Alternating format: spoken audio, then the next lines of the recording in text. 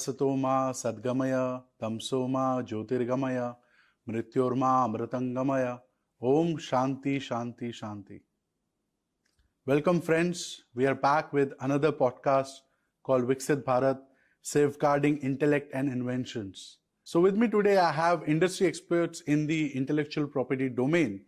To my right I have Naneshwar Kamreji with over 28 years of experience in the industry. To my extreme right is Vasundhara Sankaran ma'am with over 16 years experience in the IP domain. To my left, I have Chirag Tanna sir, who is having an industry experience of over 15 odd years. And to my extreme left is Shri Parvez Kudroli ji with over 20 years of experience in the IP domain. So, India is going through a big shift in the intellectual property and IP, expertise enhancement. And there are various initiatives happening from the Baudik Sampada Bhavan. We have that in Vadala currently, and it is being headed by Professor Unnat Pandit sir. So, a lot of things will be discussed in this podcast, starting from the opportunities and the challenges, and how we as an ecosystem come together to address those and make India rank higher in the Global Innovation Index. So, to begin the session and the questions with the panelists, I would first like to congratulate you all and wish you a very happy World IP Day. I'll ask all of you to quickly introduce yourself, in say about 30 seconds. What has been your journey in this industry? What is your role in, the IP facility you are running, and how you are connected with the ecosystem? Kindly introduce us about yourself. Yeah. Thanks for having me here. So my name is Chirag Tanna. I run an intellectual property rights firm called Ink ID, which is based out of India and Singapore. We are licensed to practice in both these countries. So IP-wise, I have been doing this ever since I graduated 20 years ago. Ink ID as a firm was born around 2010, 2011 once I got my licenses and everything cleared. The main focus of the firm was to focus on academia and startups when startups wasn't even a buzzword. So if you look online, you'll find many articles which date back then. But along the journey over the last 15 years, what we have done is, because we have focused a lot on startups and academia, one thing was, my personal agenda was to make sure that whatever we are protecting, we try to commercialize those as well, which we are now doing a lot in the medical device sector. So we are connected with funds, and we also run a fund out of Singapore, which is focused on that commercialization. To basically, certificates should not just be hung on the wall was my agenda. Something should happen of the intellectual properties that are being protected. So with that ethos, the firm runs. Amazing, sir. First question to all of you and seek your insights. Is India doing enough to protect its inventors and startups from IP theft? So anyone would like to add to it? So same question, but I think Parvez tried to focus on multiple aspects of the word India, of whether India is doing. I'll focus on multiple aspects of what do we mean by theft. Theft can be as simple as you have protected something, somebody is copying it. Are you able to do enough? The answer for that lies in how the court system works. The other kind of theft that the country won't see it till now, but it has already started happening, and I know this firsthand. So one of the largest funds, only countries in the world where IP matters, I'm going to refrain from taking names. They ran a program in the early 2000s. They would go to, again, one of our neighboring countries, look at IPs that are filed. That country did not have the monies to file those IPs elsewhere, bought those right at peanut cost, protected them in their country, and then once infringement started happening in that country, they started enforcing it. But no money was given back to the original inventors of the IP because they had bought in those rights for IP. That same thing, that same model, there is a large fund deployed right now as of 2 years ago, is being deployed for Indian institutes. So this fund has already started and tied up with 3 of our premier institutes, where they have said that, basically, you don't have the monies to protect in the first world nations of the world. Give us the rights. We will sit on it. We will prosecute it in our countries. And once infringement starts happening in those jurisdictions, we will then capitalize on this. That is also an IP theft. Why? Because we are a developing nation. We don't have lakhs or thousands of dollars to protect in the US. Companies, large companies are the only companies who have, and maybe some MSMEs have those monies, but startups don't have those monies, universities don't have those monies. Right. That is already started happening. How are we going to protect that is the question. But that is one definition of that we need to look. Right.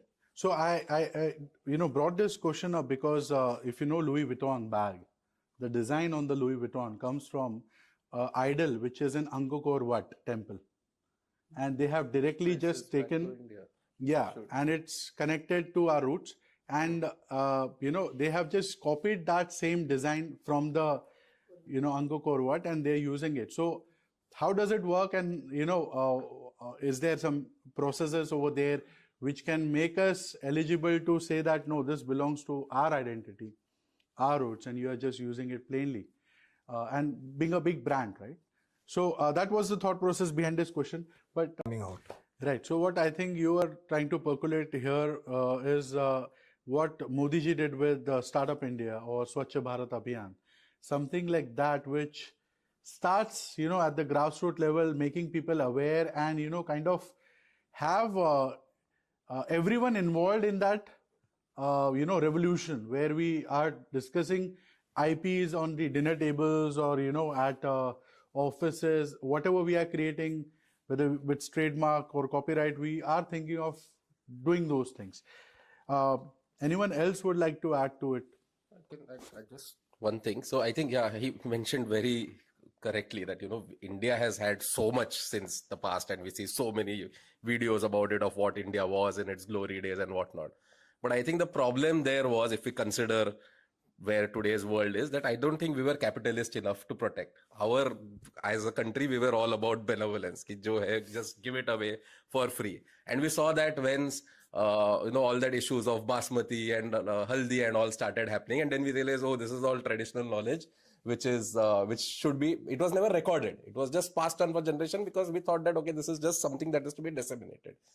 The question now is, in this Vikasit Bharat, should we consciously try to own everything, which means that then we should be hardcore capitalist, and that is what could be. But I'll complete this thought process towards the end of the talk, but I think that is what is the differentiating marker. So I think so just to add to it, I was at Nehru Science Center last month. They were celebrating the National Science Day, and I partnered with them to organize a IP and technology transfer workshop. There's a girl student in the audience, and she was listening to our panel discussion, where we were discussing about IP and all. So after that panel discussion, she raised a question that I am an academic, I want to become a teacher, and I want everyone to get knowledge for free. And she was with this notion that I will not patent it. Why I should think of exactly the thought process, like, what you talked about, the mentality, the mindset which exists at the, lower age group people who are 8th standard, 9th standard, or maybe who are in schools. So the thing was, which we cumulatively told her was, you patent it, then give it for free. If you really want to do that kind of a charity, but at least make sure that it's kind of patented. India has some value created around it. It has a tag that, okay, this was invented in India. And I think that's what we did. Just to add to what Chirag sir mentioned, right? We gave things for free. Imagine, remember Corona vaccine? Yeah, we have done that in recent time. Let's not talk about what we did in the past. We did that in recent years. It's happened in front of us. We created a patented vaccine, but for the world, we were always there. We were open. Okay, here's a vaccine. You can use it. Save your people. How many countries bought it? That's a different story. So I'll ask another question around this same theme, is that a lot of patents filed by academic institutions today are theoretical in nature. And that's where my role as an innovation center comes in, where we are looking at making them collaborate with industry partners so they can take those inventions into market and maybe commercialize or create a startup around it. That's a two-way journey they have, right? Either they can use that invention to create a startup, or they can commercialize or license it. Beyond this, I don't think so they have any other option with that, or they can keep it idle with them. So how do we, because you talked about collaboration, there are few institutions, I think, which are doing well in taking the problem statements from the industry, building it on within their campuses, co-patenting, and then commercializing it. So what are your views on it? I believe you must have dealt with some of the IPs. I'm like Chirag sir personally I know, Naneshwar sir personally I know. You both deal with academic patents. You have been dealing with IIT Bombay for a while. So how is the journey? How do you look at the inventions? Which kind of faculties or students at what level approach you? And they look for collaborations, or they have already collaborated with some entity? And how is the journey towards commercialization? I think because you also highlighted that part as well, that you are also involved in some commercialization part of it. So in premier institutes, I think the policies are very well defined. They know what is happening in the world because they have the monies to go across the world, present their findings in conferences. So they know exactly who is doing at what level. So the challenge of inventive step, if it talk about patents, is very less there. So they are, whatever they produce is always world class. 10 years ago, if you would have asked me the question, I would have said this, okay, there's a ton of IP which is locked away in these premier institutes, thesis and all that, and professors are not interested. But as we saw right now also, you said you introduced us to 3 professors outside who are now getting into this thought process that, okay, it is okay to make money outside of their professional realm, outside of their teaching realm also, which means to start building that nexus of academia and industry. So in all the premier institutes, it's already happening. In other places, there have been government schemes where government has funded centers and IPs have been made out of it. And there have been few examples where there is something called as a last value of death. The last value of death is what happens inside labs is not acceptable by industry. There is a huge gap. What industry wants is a file which they will only duplicate. That last value of death was beautifully completed by one of the centers in IIT Bombay called BETIC in the biomedical space. That what they produced was a file that industry could take directly and just, they didn't have to convert from design drawings to industrial designs. They didn't have to do all those calculations, permutations, combinations. They were given a ready-made file with licenses, prototypes, all of these. And that is where I think government schemes right now, whatever Nidhi Prayas big grant, are also getting involved in that. When startups come to investors, de-risk all these things. Don't go to investors for licensing money and prototyping money and all those things. Mm-hmm. So that has started to happen at a very small layer of premier institutes. Mm-hmm. But I think there's a big gap. The next level of institutes that are there, they are still to scratch that surface of IPs are being generated. We can see papers and conferences all around, but what are you doing about it? Who is going to tie the nexus to industry? Is it going to be professors, heads of departments, students themselves, government, who? Right, great insights. I think I also was having a brainstorming with one of the person I met yesterday at a festival of manufacturing event. We were discussing about how IPRs or research could be driven in academia, looking at the need, as you mentioned. So a lot of PhDs within the country take the problem statements from their own. So it's more self-driven. Whereas when we talk about foreign countries, the problem statement comes from the industry, and the investment of time, effort, money and monitoring happens from the industry. So if I have to pursue a PhD in, for example, in applied research in US or UK or European nation, I will have a problem statement and what is expected from me. So can we also map it and provide those kind of opportunities? I don't see in India MSMEs or industry doing that kind of research. So this answer that Daneshwarji mentioned, that 35% of US's economy is IP driven. Why? I think 2 reasons. One is exactly this reason, that origins of IP, according to me, is always in academia, more or less, for a large part. But where does that come from? So in the US, it is historically, there is a nexus. Industry poses the problem, they fund it, they do everything, and they take it back. The other thing that US did very well is, and we saw this during the pandemic, when does the maximum amount of innovation happens? It happens during wars, in troubled times, and in pandemics. Absolutely. So we didn't know what a pandemic was, but we saw one very, very recently.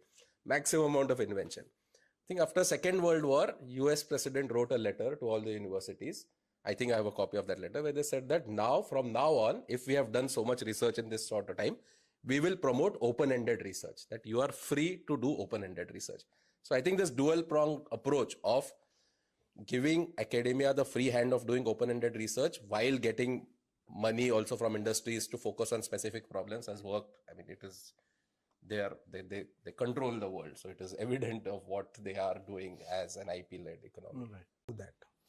Right. I think 2 pointers over there. One, because China has been also monarchy, there was a push-driven approach for the patent and IPR. Yeah. So I think 25 years back they started that processes exactly, and it was more on the lines where you either innovate or perish. So MSMEs were given that target. You either do process innovation, product innovation, market innovation, cost innovation, right? And they have been monitoring that, and based on that, whether they will continue the licenses or not were being decided upon. And I think second part which you mentioned was related to these events like pandemic and which become the standing ground for it's there was a high need. So as we were talking about, India was facing a lot of challenges during Corona for the ventilators, right? So I know a person who manufactured around 5,000 of those during Corona. So the kind of dynamic capabilities it pitched in was different. The kind of coming to that pointer, because I think the ease of law policies were also eased out during that time. So how we can channelize and keep doing that, frequently, because it's really important for us to understand that this is not the only time where we needed it. Looking at the scale of where we stand today. So connecting to that thought process, I will go to Parvez sir. Can you highlight some aspect related to how we can expedite patent approvals? And can you highlight some global benchmarks, how they are doing over there? Chirag sir, would you like to highlight? Because I think the backdrop of this question is because now innovators don't have much time to innovate. Like if you're talking about engineers, then bringing the product in the market and then capitalizing on it, because we have seen the story of ChatGPT, then DeepSeek came, and now I don't know, there are 10 others in line, right? So how do you deal with this? Because as an inventor, there is a dilemma, right? Already mentioned, absolutely correct. The first 1.5 years is in our hands, which we always tell everyone around us who come to us, ki patent grant chahiye, patent grant say, file the patent, use the next 1 year judiciously. Because develop the product, see what the market is saying, use that full 1 year, don't come, file the complete specification, let the patent get to grant and all of this, we won't get. I said, no, that is a separate journey, file it, then use it to launch it into market and see what the market is saying. Use that judiciously. That's the term that I keep on repeatedly saying. Once you have feedback, once you know it's going to work, once you have investors, clients, whatever, then there are all the ways and means to accelerate this thing, because acceleration also means time. If you're going to file in 10 countries it's going to cost you more than 20 lakh rupees, right? So who has that kind of money to invest in R&D? You finally want sales. So the processes are right. The processes are not a problem. Patent Office last year cleared a massive backlog in one clean sweep, which is good. They have again gone down a little bit. That is another challenge. But so that is proceeding according to, we are not far behind. Earlier it used to take 10 years, 7 years. My own patents from 2011 got granted in 2024. But that is okay. Chemistry patents, we are one of the fastest in the world. Even earlier also 10 years ago, even now. Right? So before even we do foreign filings, we get an examination report and a grant in today's day and age within 18 months, even in a non-fast track mode. This is normal examination. That way the processes are fine. So just to add to the discussion, in India we have so many engineering colleges where mostly every final year student has to come up with a final year project, and it's a mandate, right, kind of a thing. Now, many of the students also think of commercializing it or building a startup around it. But I have been always going to these institutions within my region and saying that please have an IP expert for the visit during these exhibits. Why? Because the faculties are also not aware what can be patented. I'll give an example. I was at Nashik, KK Wag Institute of Engineering, and they had built a 2 electric vehicles, 2 EV bikes. Now, my first question was what they have patented or any patent filed in that. And the students were literally not aware about it. So I just told them go on Ola's website and see what things they have patented in Ola. So very next month when I was there in Nasik, a girl student from that team came running to me and she is like, sir, we got 6 ideas which can be patented in that and we are going ahead. So imagine from one EV, one college, one project, we have this number. If all, instead of waiting for people to come to us and asking, what is your update or how can I help you? Can we collaborate with engineering colleges and in these exhibits, we can give them number. Why I'm saying this? Because as highlighted by ma'am, Kapila scheme gives a mandate 100 patents per college, which is associated with Ministry of Education, is eligible to file for Kapila scheme. So 100 patents can be reimbursed in some sort, in some, right. So that can be taken care of, but many institutions are not able to complete that 100 count per year. So that leaves a void, right, which they can capture. And I think that's where the Baudik Sampada Bhavan can collaborate. These IP attorneys can be available at all the institutions, and then they can go and directly map and say, okay, this what you have invented, I can help you file an IP around this XYZ thing, right? What are your views on this? So always three people, not just IP attorneys. If they are talking about exhibitions or something that a student wants to show to the world, yeah, 3 people should always evaluate it. One is IP experts, because they will tell you whether this will work or not work from a pure technical standpoint. Somebody from the industry, because they will be able to tell you whether this will sell in the market or not. And one from the investors community, because they will tell you whether it makes money or not. Right. And so that is then the correct questions are posed to the person who is presenting. Right. So I think they have started calling investors now because they know money is there. But I think the patent part, right, which comes later, I think once we have done, after the marriage is over, they'll ask, to be at the same, Dula kaun hai? In the same panel it has to be. Absolutely. So I think we have touched upon a lot of pointers related to the IP landscape in academia and with the view of Vikasit Bharat. Can we, take one pointers from each one of you on what are your views of Vikasit Bharat and how IP landscape is going to evolve, and what needs to be done, like final thoughts. We can start from anyone. So you're saying Vikasit Bharat and IP land in the context of? In the context of IP, right? Like how we can safeguard intellect and inventions or create new inventions. So, exactly, you mentioned, and in arts colleges, right, we cannot have this, patents coming. We can have only copyrights only, right? So that's a great thought. Chirag sir. So finally, I think this is the conclusion. So 3 quick points. One is obviously IP is not just patents, while we have been talking for the last 1 hour only about patents. Trademarks, look at trademarks, and these are all indicators of whether we are Vikasit Bharat or not. During COVID, the trademark series, if you see, we were in the 35 lakh number. Today, we are almost reaching 70 lakhs. So in 4 years, we have doubled the number of trademarks. What does that tell you as a country? That there is enormous amount of movement happening in people building new brands, building new businesses. That reflects on, most of them could be fast moving consumer goods, and it is. We see a lot of things that are happening in the D2C space in India. But it tells you are we on track to become a $1 trillion economy or not by 2047. That is a marker of Vikasit Bharat. Second point is, I am 40 years old. So throughout my life, I have heard that we are a developing economy. And always I have questioned this, okay, when will we become a developed country? But we are at a stage now where we have started litigating and started becoming contentious about IP, ethereal things we can't see but have value, things we can't measure, touch but have value, which is what the West or first world countries have done. So now that we have started protecting them, going beyond protecting, commercializing, enforcing, if we start doing that, I'm not saying we are doing that, but if we start doing that correctly, then the people who are pointing fingers at us and saying that your laws are wrong, your section 3D is wrong, your section 3 is wrong, will stop talking about it once we show that how enforcement happens in this country.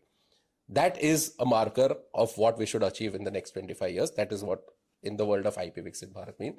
And the third thing about feedback that sir mentioned, start mapping everything. I have been telling this even, when MSINS was formed, we were a part of that panel. We told them, map, monies are going into schemes. Are you mapping, A, how many startups are being built? How many jobs those startups are producing? How many IPs those startups are producing? And what is happening? Because that is the one way to complete the loop if you are able to track. And that will give you an indication of where the country is headed, who is buying, who is selling, what is being produced. Yeah. Great pointers, sir.